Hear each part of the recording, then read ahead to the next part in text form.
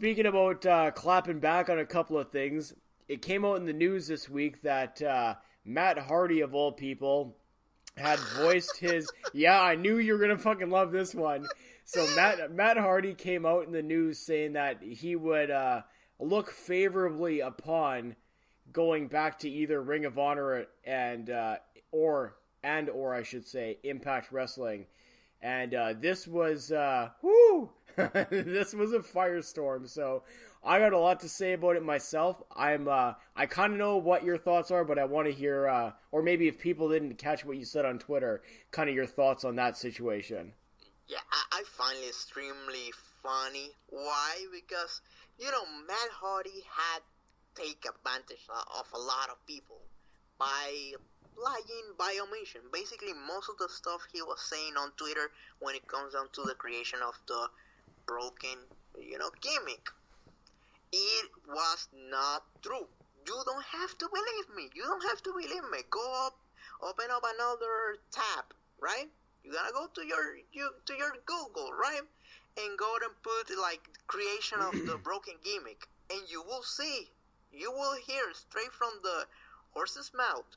You will hear Jeremy Borash saying, "No, yo, I am the one actually behind this, broken gimmick," and you will hear him, long. I'm telling, almost like 9 months before Jeff Hardy decided to leave Impact Wrestling. So first thing first, that was a total 100% bullshit. His claim was bullshit. And on top of that, Matt Hardy, he was very,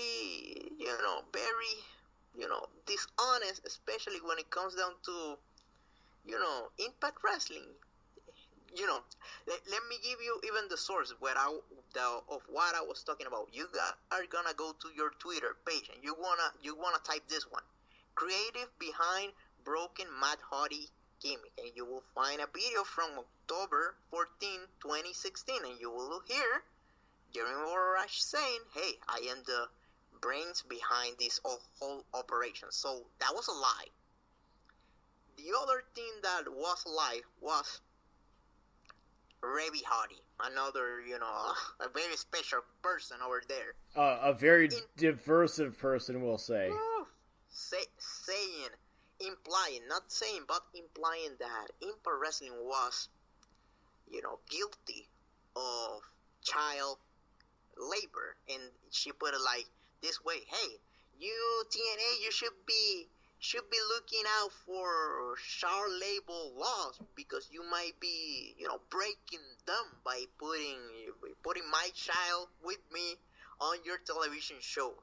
And I was like, "Yo, that is a line, and no one should cross." That's a federal crime almost. They're accusing people of a crime that if anyone would do that, they will go straight up to jail. But yeah, you throw that over there on Twitter, you get the parrots retweeting that, the bound for bankruptcy, Jeff Jarrett, he's a con man or whatever, blah blah blah blah blah. It is all bullshit, and after all the trash he talk about after all the trash Rebby talk, now Jeff Hardy saying no, Matt Hardy saying no, I'm looking favorable to one day be back on Impact Wrestling. I had a good run over there, and some of you fans, you miss me, so I want to go and return. Forget about the past. No, really, we're gonna forget about the past. It is all bullshit, and I don't want to hear anything about him coming. And I know there's people who will say, "No, but the broken gimmick was good." Yeah, it was good 2 years ago. Then time has passed by. It was a gimmick that was one in a lifetime. That's it. Times have changed. It is time to move on. Good, as simple as that. What are your thoughts on this? I don't want to get more pissed off. So I look at it two ways. So, first part kind of goes back to our earlier conversation about Impact lacking star power. Now, I don't agree that you should bring back a guy like Matt Hardy because he has a name. While he has a name, albeit it's not exactly mainstream, you know, he has the notoriety with the broken gimmick. Yeah, that was, like you said, it was good 2 years ago. What have you done for me lately, right? Nothing. Yeah. So to bring him back because he's a name just it automatically puts me in the mindset of like they're fucking doing the same thing again of oh, this guy's available, better sign him, rather than okay, let's get a good locker room of talent and let's build these guys up rather than throw a bunch of money at some guy who quite frankly is not going to contribute anything.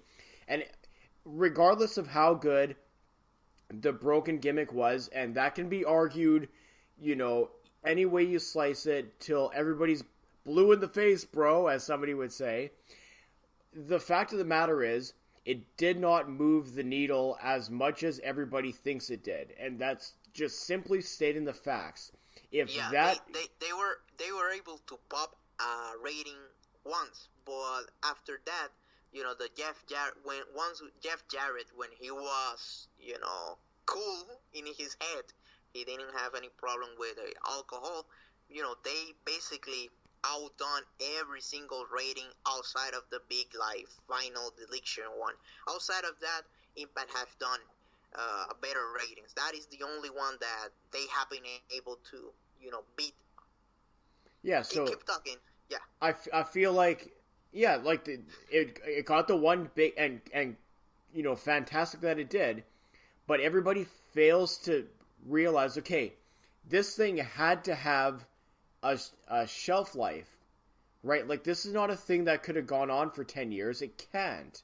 Like, a gimmick like this, just, it's one of these things that can go, like, 2 years maximum. Like, and you see it now, right? Because where's he now?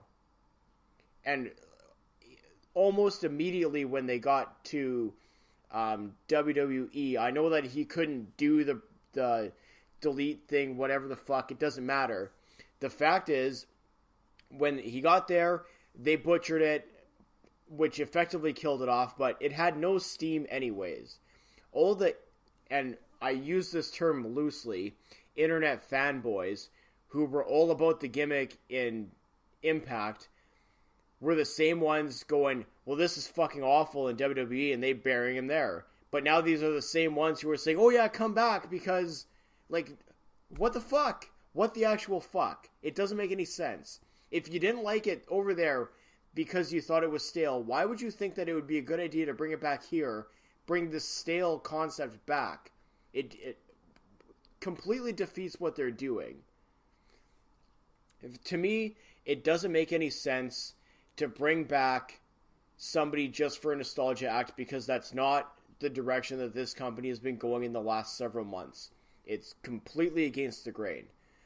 Now, my second point about this that I wanted to make was, and I'm going to get into a little bit of the mudslinging, because it was not good. It wasn't a good look for anybody, but especially for Impact, and because now we know, and I use that term loosely as well, that a lot of the whole lawsuit litigation problems were caused by Jeff Jarrett not wanting them to have whatever. So you had the new regime come in, right? Should have been a clean slate, you would think, when Don Callis and Scott D'Amore officially took power in January and then had their first set of tapings in February.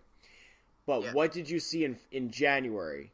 You saw the same diatribe fucking nonsense bullshit being spewed by Rebby and Matt towards this new iteration of the ownership of the company. These people had nothing to do with what happened to them. Like, nothing at all, right? But still, they're lumped in with the whole shitstorm that was happening at the time. You still have them taking shots on Twitter constantly. You still have them, saying all this negative bullshit when they didn't have to. They're off in the big leagues, as they call it. Yeah. There was no reason for them to keep dragging this out, but they made a choice to continually drag this thing out. So it's on them now, in my opinion, that they should suffer the consequences. You can't just come back and insert yourself because, oh, I made a lot of money there and I think I can make a lot of money again. Yeah, you made a fucking lot of money there because there was nobody else there. When they were there doing the broken thing, who the fuck else was there? EC3, debatable, let's be honest. Lashley was not doing much then. He didn't do much until the American Top Team guys came in my opinion. Like, they were doing the broken gimmick when it was a dead zone. So if you're telling me that, oh yeah, we made a lot of money during this fucking dead period, and like, what the fuck? Not even. And by the way, I'm gonna go both in. I know some people are not, happy with the person at this time, and I'm gonna name him. Is Jeff Jarrett, right? But I'm gonna tell you what I think. The 100% what I think. Of course, when you are doing stuff like, alcohol, right? You are the owner of your life, but there's outside influence that puts you towards that.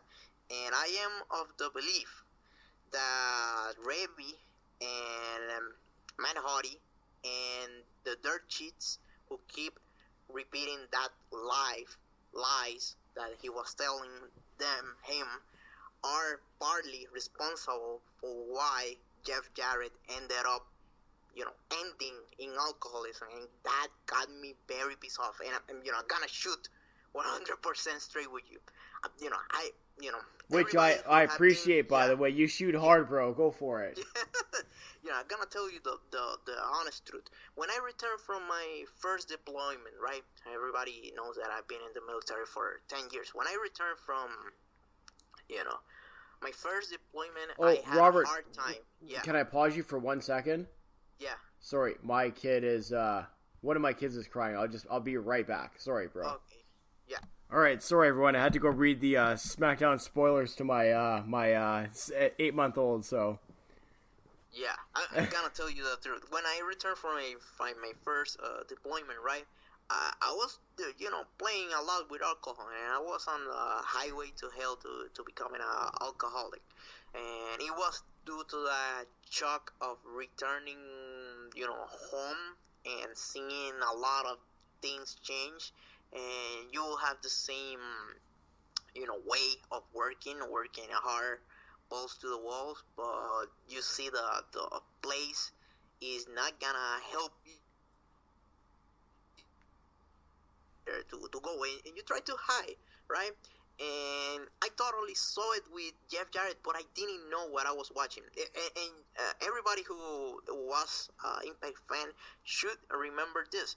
Do you remember when Jeff Jarrett was around, and you will see that he will wake up very early on, and he will put like he was running and doing some stuff on the treadmill, and then a couple of hours later he was meeting this person on this place, and then a couple of days he was doing another stuff on another country. He was trying to,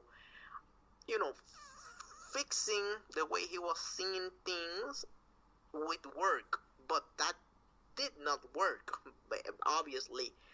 But obviously, when you have someone who is having that type of problems, and on top of that, he gets on the internet, right? And you get on Twitter to interact with your fans, and all you see is every day is oh, Jeff Jarrett, you're a carny, you're a screwy, Rebby, she's such an angel, you're screwing Matt Hardy, and you're doing child labor, and that type of stuff. It is, you're pushing that guy, you're pushing him to the limit. It kind of pissed me off. The dirt cheats, the same dirt cheats who were repeating without any sort of filter all the stuff Rebby and Matt Hardy were saying about Jeff Jarrett. A couple of months then later on was say, oh my God, Jeff Jarrett, pray for Jeff Jarrett so he can overcome alcoholism. Yeah, right. After you help. You might have not been the primary, reason why he ended up being an alcoholic for a couple of months, but sure as hell you were pushing for that direction by your narrative and your constant every single day something very negative about Jeff Jarrett and Impact Wrestling, and you're a horrible person, and you're a con man and abusive. Hell no, and it pissed me off a lot. It pissed me the fuck off. So I'm not gonna talk about that. Go ahead, Taxman. Try to make sense out of all the things that I talk about. Well, no, and you bring up a valid point too, right? Like, Jeff Jarrett was at one point in time was extremely valuable. Like, he essentially started the company with his dad. Like, everybody kind of forgets that part of it. And yeah, like a couple of weeks ago, I did go pretty hard on him in one of my podcasts, but I made a specific point to not bring up the alcohol related portions of it, right? Because I don't. Yes, obviously, you kind of control your own destiny with alcohol. Whether or not you agree that it's a mental disease or not, it's not for me to argue right now. But what I am saying is that you kind of make your own choice a little bit to some degree. Yeah. So that's why when I said my spiel about him a couple of weeks ago, I made sure to leave that part out because I didn't want to open up that can of worms. I wanted it to be specifically about Impact Wrestling, the company, not Jeff Jarrett, the person or personality. Yeah, that's the difference. But I feel like people can't separate the two. When Reby was attacking him and Matt were attacking him, it was personal stuff. It was not. I don't know if you remember. Even Reby Hardy was like saying like, "Oh, I got the information that you got like what is called when you get caught drunk." Yeah, driving. DUI. She released his DUI papers actually on Twitter. Is what it was.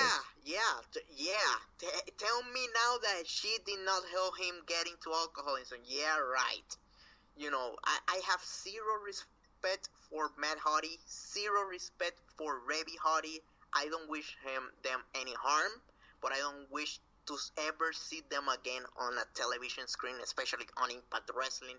I wish them, they could, earn the lottery and they could move to a isolated island or something like that. So I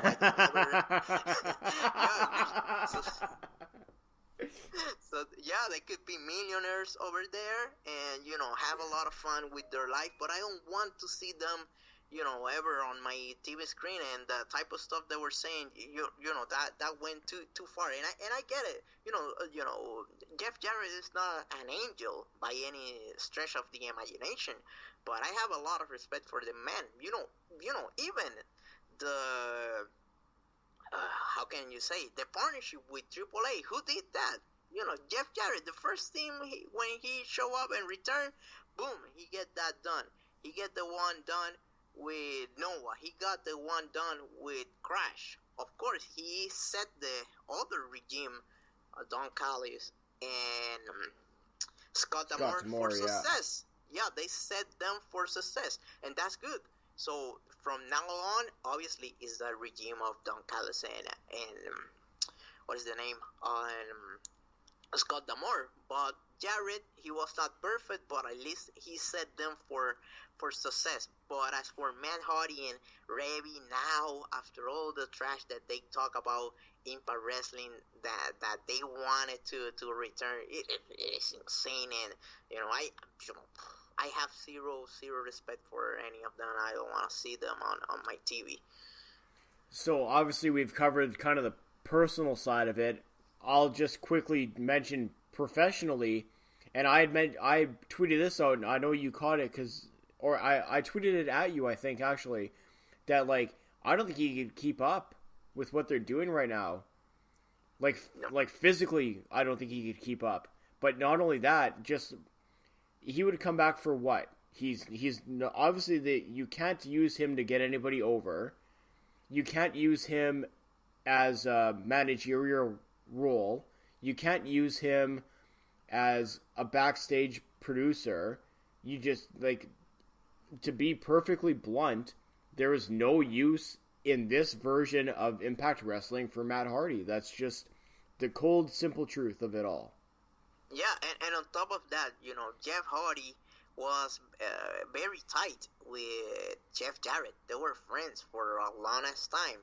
And of course, that type of commentary and behavior against Jeff Jarrett, of course, that is gonna cast some rift between Jeff Hardy and Matt Hardy and Jeff Jarrett and Jeff Hardy. So they didn't have to do that, especially on public, especially on Twitter. So therefore, he's not fit for a managerial role. Of course, he is now saying that he's gonna be a producer and stuff like that.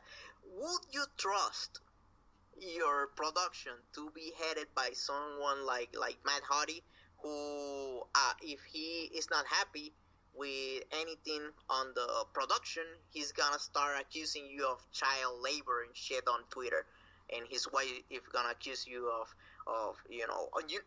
that she is gonna publish the private information of a DUI as a way to own you. Now, of course, I'm not gonna trust that guy to even, sell me a fucking Hot Wheel. I'm not gonna hand him anything. Hell no. No, the guy is insane. I think he should, win the lottery next week and move to the isolated island. That is my wishes to Matt Hardy and Reby Hardy.